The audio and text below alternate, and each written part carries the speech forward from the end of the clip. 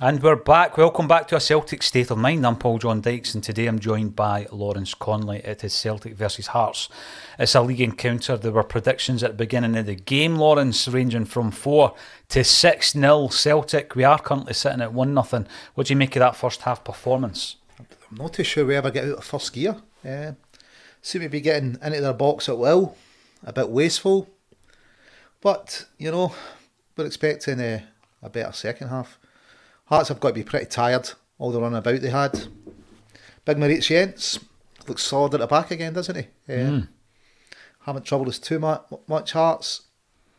Probably could have done another two goals there, but yeah, let's hope that Hearts are tired and we push on the second half, because 1-0 is always a bit nervy. I know it's all about 3 points today, but you wouldn't want to 1-0 and Hearts to be attacking the last 5 minutes. Would get the heart rate up.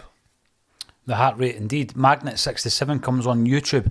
Not the most scintillating performance, but we have a lead and total domination. I'm sticking with my 7-0 prediction. He's right though, Magnet67, in that although it is only 1-0, up for Celtic, we have been completely dominant in that first half. There was one moment where Hearts whipped in a ball and Joe Hart's put it back behind for a corner. Other than that, it's not as though we've been under any kind of pressure. And I think when we scored, I said to you, it's a perfect time, because, Hearts might have thought at that point that they were in a game and they could maybe frustrate us. We scored a goal within the first 15 minutes. Let's have a wee chat about the goal itself. What a move, which started with David Turnbull, Lawrence. Yeah, great way to pass by Turnbull. Maeda doesn't need to adjust his feet to take it. He's been fouled, still gets his cross up over, and yeah, it's back in the net. We'll see a few of those. Another assist for Maeda. It's the boy I was dropping for a batter. I wasn't dropping him, you were, yeah. But listen, we'll see a batter at some point. Nothing's sure. We will see changes the second half. Jota's looking in form. I think Turnbull's had a couple of cracking passes. Taylor, a wee bit unlucky, could maybe have pulled the trigger. Juranovic could have pulled the trigger. But yeah, I think it's very much first gear this half. I mean, they're not really troubled us at all. Want to see step it up in the second half. Once we get the second goal, I think things will really open up for us. But see, when you're sitting watching a game like that, and obviously we're looking for talking points for half-time, full-time, I get the impression that a performance like that is not something that Ange will take too kindly to. You've both heard them coming out and criticising Celtic, even though we've won comfortably this season already, Lawrence. And I think that Ewan Boy Martin actually makes the comment that we're not clinical enough in front of goal. I think that when you see some of the chances we've created, the fact that we're only 1-0 up, I'm pretty sure that will be a bugbear of Ange Postecoglou's at half time. Oh, definitely. On the chances, you'd expect 2 or 3 up. But, it's over 90 minutes, isn't it? Let's hope it's the second half's better than the first. Bit of a dodgy offside decision stopped us making it 2 by the looks of things. Well, let's talk about it. There's only one thing to say: it wasn't offside. There's only 2 players playing him on. It was. It was onside. Simple as that. Tony Daverin says linesman and ref not helping. That that ton of pace that Kyogo's got. We've seen it last season. It was a talking point. I think that who was it that came out? Some kind of heady referees. We've probably forgotten his name because we'd never heard him until he came out to talk about it, because he beat an offside trap. He beat it again today, but unfortunately it was called off. So yeah, linesman and ref not helping Tony. I would agree with that. However, I'm still sitting here thinking that it's still going to be 3 or 4-0. That's the type of performance that if we get the same in the second half, Lawrence, with the triple change or double change after 65 minutes as we would expect, we are going to win this game fairly comfortably at this moment in time. Yeah, I suppose if you're a Hearts player, you're thinking it's only 1-0 and we've not really been in the game. It's 45. Can we pull anything off? We really need to get that second goal, within the first 15, 20 minutes of the second half. I think, we'll calm down, and I think Hearts' heads will drop as soon as we get a second goal. But up until it's 1-0, it can be a wee bit nervous at times. It can be. I mean, I'm going to talk about at least one of our defenders. 5-1-2 reckons it'll still be 4-0 by full time, which would be ideal. We can't really move on from this goal before we chat a wee bit more about how it was crafted. Dermot Celtic Rabito says, nice to get the early goal. The old Maeda Kyogo 1-2. Started off with Davy Turnbull. He played that ball with some pace on it, Lawrence, but the way that Maeda was able to gather it, had that broken down, it was definitely, he was being impeded, not once, not twice, maybe 3 times before he gets the ball across. But he whips it in with so much pace. And Kyogo loves that. He loves that. So before the game, I had predicted the team that I thought Andrew was going to play, and I had Kyogo up top.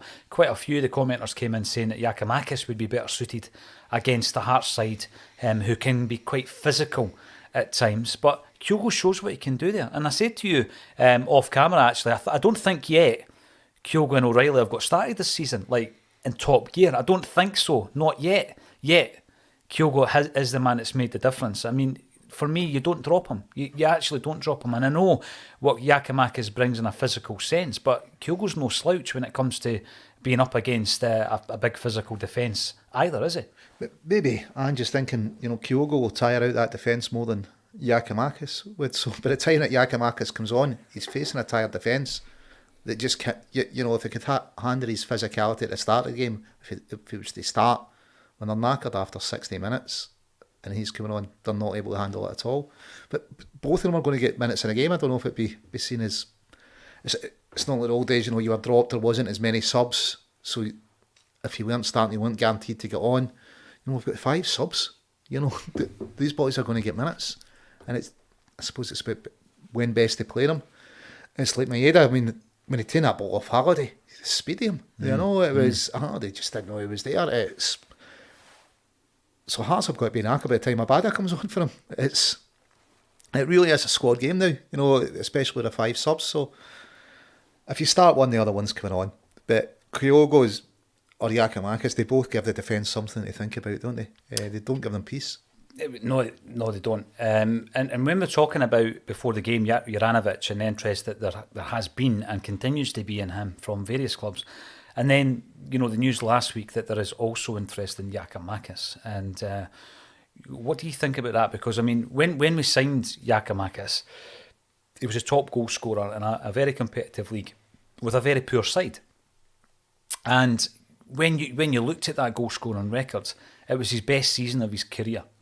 And he's come in and obviously took him a wee while to get started at Celtic, Lawrence, because of the fitness issues that he had. But once he got started, he ended up being the top goal scorer last season for Celtic. And you're looking at the fact that he started this season as a second pick. I love the fact that you've got that competition for places in a position like that. You've got that competition on the right-hand side between Abada and Maeda. You've got it at right back with Juranovic and Taylor. And, across the park, there's a few of these battles. But, I mean, if he's already getting interest, we've already spoke about the fact that a player like Juranovic at his age, depending on the offer that comes in. But, I mean, I just think, if a massive offer was to come in for Giakoumakis, I wouldn't be prepared to sell him, because I still think we need a third attacker. It takes a long time for us to find a player like Giakoumakis, so why on earth would we sell him at this early stage? So, I suppose to find a massive offer, it would need to be 30 million plus, wouldn't it?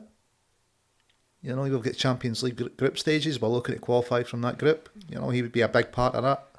Do you think if something coming up, say 35 million, I think Celtic would bite their hand off.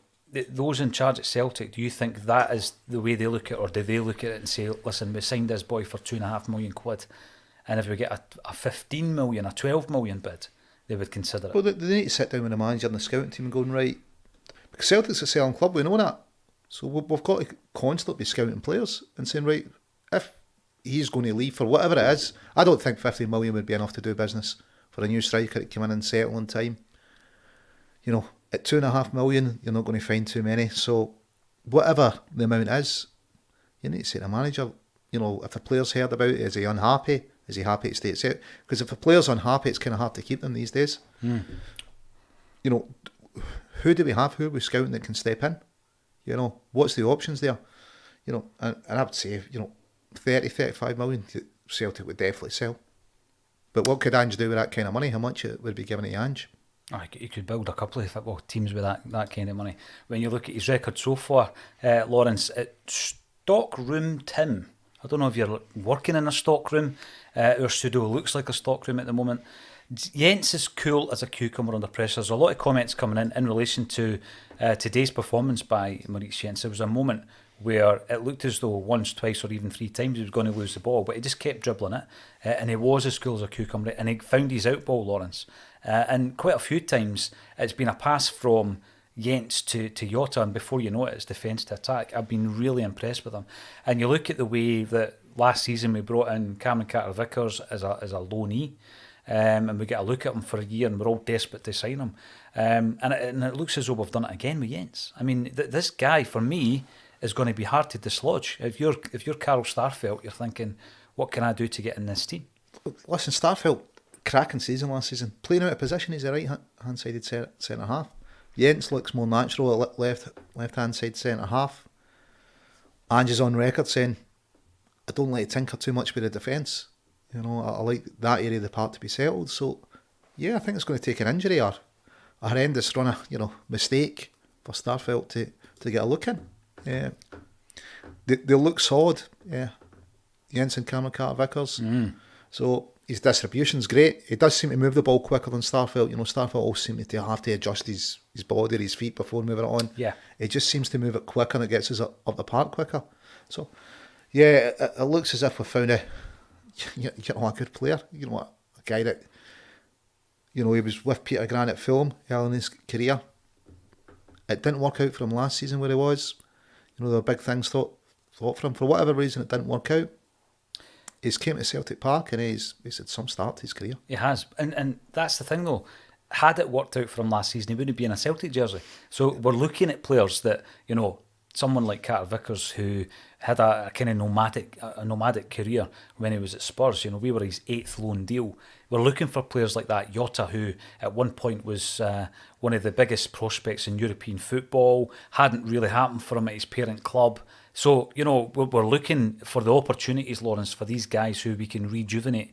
But we've obviously got a manager in charge who can do that to players. And he's done it to new signings. And he's also done it to players who have been at the club already, that he's inherited. So it looks to me that Maurice Jens, like O'Reilly, because obviously they shared a dressing room at Fulham, they were big pals, big mates, and they were both working at the same time that Grant was there as well. I just think that there's such an opportunity, and I hope that we're able to make the deal permanent come the end of the season if these performances continue. Kookaburra, 1 defensive lapse, and it could finish 1-1. That would be totally unacceptable in a game we have dominated. 100% agree with that. However, I don't think it's going to happen. And Boheed Bob, 1-0, always dodgy, but total control of the game. And I think that you do turn the screw. Jungle Lion came in earlier as well to say this could be a substitution game. Yeah, absolutely know what you mean. 65 minutes in, we make the double or the treble sub, Lawrence, and then the whole dynamic of the game changes again. You've got guys like Abada and Giakoumakis on the bench. Hatate can come in and offer you something different as well. So these players coming in will change, I think, the pace of the game and the dynamic of the game as well. Just get the second goal, says Paul Colkwell. What's your prediction now? We're sitting at 1-0. You said 5-1 at the beginning of the game, Lawrence. I'm going to stick with 5-1. No, I think Hearts must be knackered after that. They never get any peace, did they? It was just relentless. We weren't clinical enough, but the players have been chasing that ball for 45 minutes. We know Ange likes a triple sub, adds a bit of freshness, keeps up the pace and the pressure on Hearts. I think if we get the second, the floodgates will open. Just now, if you're in the Hearts dressing room, you're probably a bit knackered, but you're thinking, 1-0, we're still on it. I think if we get the goal the first 15 minutes of the second half, we'll run out comfortable winners. I'm going to stick with my 4-0 prediction, Lawrence. I think there's been areas of that first half that have been pretty stuffy. However, Celtic have got it in them. They've got the creative players in them. They've shown that quite a few times. I think 3 times in the first half where we could have been 2 or 3-0 up. And in the second half, I have no doubt that we'll continue to create the chances. We're about to kick off at Celtic Park. One last thing though. We didn't mention at the beginning of the game in the pre-match was the fact that there was a minute applause for Big Yogi today, which was great to see. both you and I had the absolute privilege of spending a wee bit of time with John Hughes over the years, Lawrence, so it's only right that we remember the big man today as well. And we had a wee laugh because we're talking about the way that Big Yogi never minced his words, did he? He was always great for a one-liner. I had some cracking one-liners. Aye. Very funny. Just out on the word bang. Or even just when you talk about football, you just got to listen to him, haven't you? You know, and it was just all Celtic he chatted about. And, you know, he might be talking about current team or players that maybe should do this or that. And Yogi just be like, bang, discussion finished, you know. Yogi's spoken, that's it. Aye, absolutely. So our memories and our thoughts and prayers are with John's friends and family today. Let's get back to the action. At full time we will be joining you hopefully to talk about a resounding victory for Celtic. Thank you everybody for joining us in the comments section, and also to Lawrence Conley for joining me again on A Celtic State of Mind.